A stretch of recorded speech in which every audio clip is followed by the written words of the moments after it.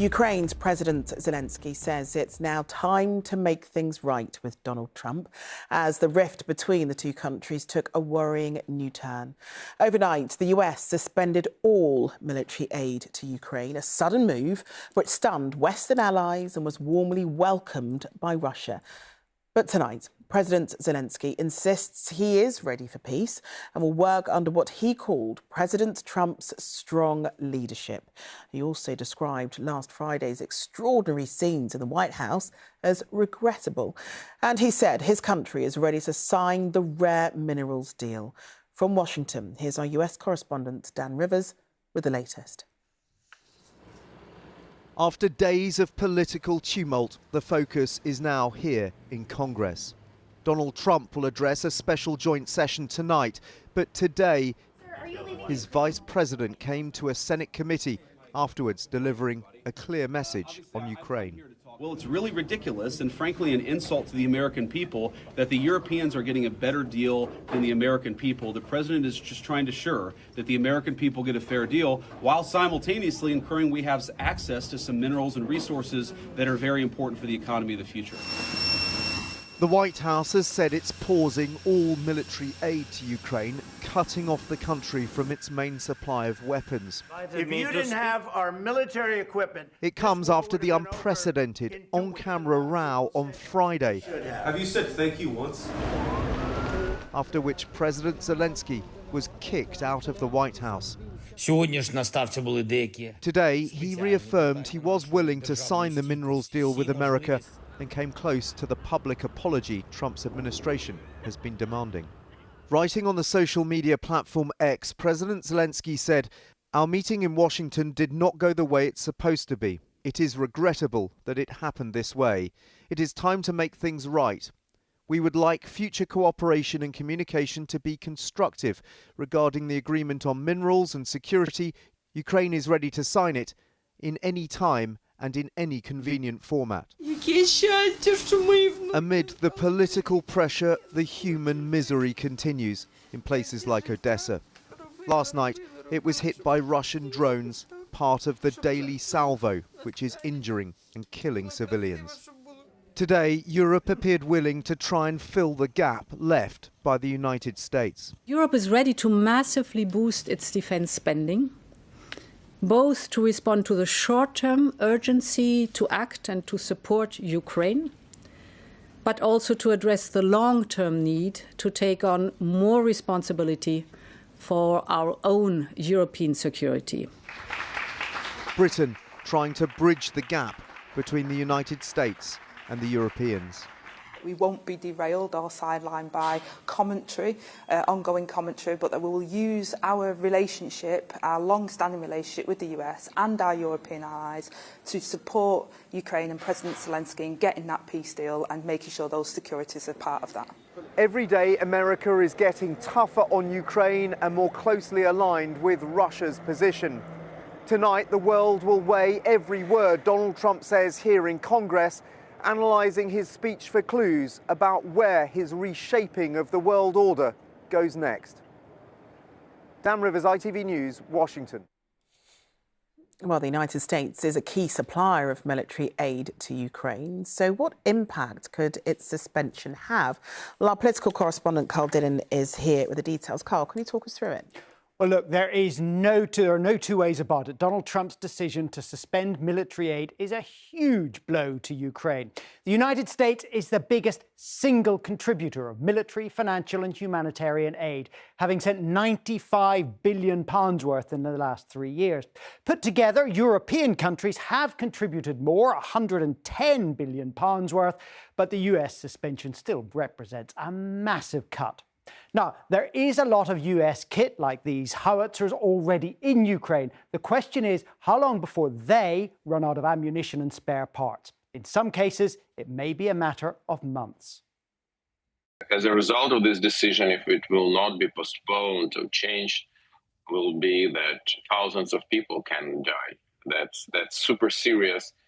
And I hope very much that President Trump will reconsider.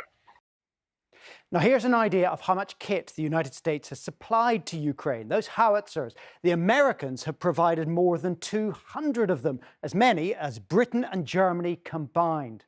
Multiple launch rocket systems, the US has provided 39, far more than anyone else. And air defense systems. Now, Germany has actually supplied more of those, but as with so much Ukrainian equipment, the really high-end stuff, in this case Patriot missiles, those are American. It's what the American decision represents in strategic terms, though, which is alarming military figures. Listen to this from one of Britain's most senior generals. I've worked for most of my military career with the Americans, served under American command in war, but it absolutely grieves me to say that after the events of the last week and a half, 2 weeks, America cannot be trusted as an ally, and that America has effectively gone rogue. Now, with that, there's no question that Europe will now have to ramp up arms production and procurement, but that takes time and capacity is limited.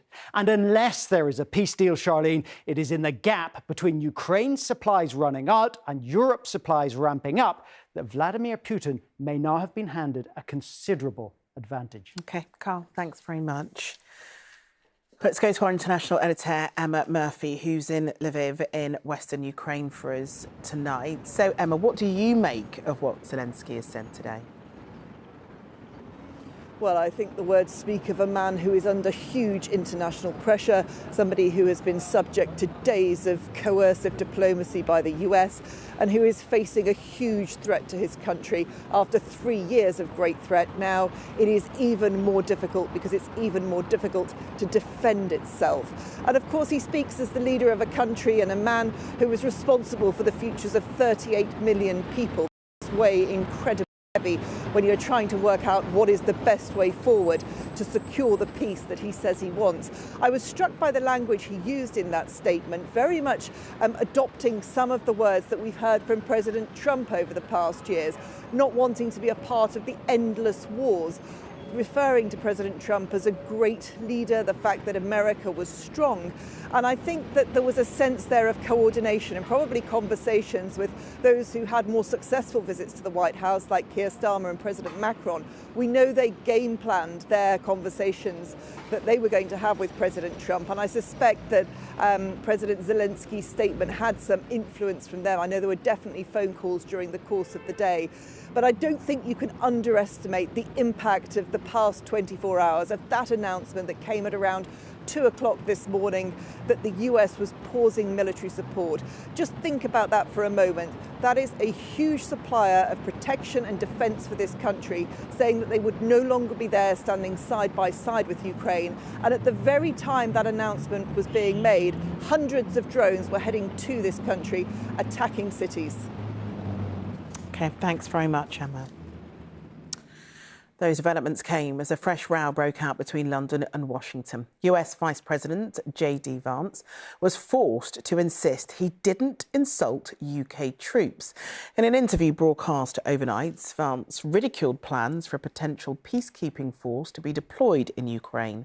MPs and veterans said that was deeply disrespectful to the hundreds of British troops who died fighting alongside the US in Iraq and Afghanistan. Here's our political correspondent, Romilly Weeks. Things move quickly in Trump's White House, days after the Prime Minister's visit. Let's go, JD. We're putting you on stage. His vice president has gone from warm words to spraying insults, seemingly directed at the UK's ability to keep the peace in Ukraine. The very best security guarantee is to give Americans economic upside in the future of Ukraine. That is a way better security guarantee than 20,000 troops from some random country that hasn't fought a war in 30 or 40 years. The so-called random countries that have so far committed troops to any peacekeeping effort are the UK and France. Attempting to erase the UK's proud history of fighting beside US forces in Afghanistan and Iraq with the loss of so many lives has enraged military chiefs. For him to sort of do that about our forces as if he's some great hero. I mean, he was in the Marine Corps, but all he ever did, I think, was take photos and write articles. You know, he wasn't a combat soldier. So I think it's inappropriate and he shouldn't have done it.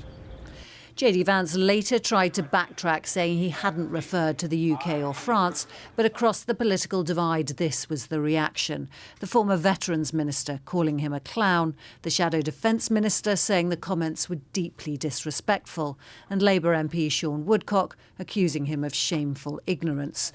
The damage in the eyes of many MPs who've served themselves already done. I served in Iraq in 2004 and I was there a year after 6 members of my own regiment, the Royal Military Police, were murdered. So for JD Vance to make comments like that is completely disrespectful for families and veterans in the armed forces.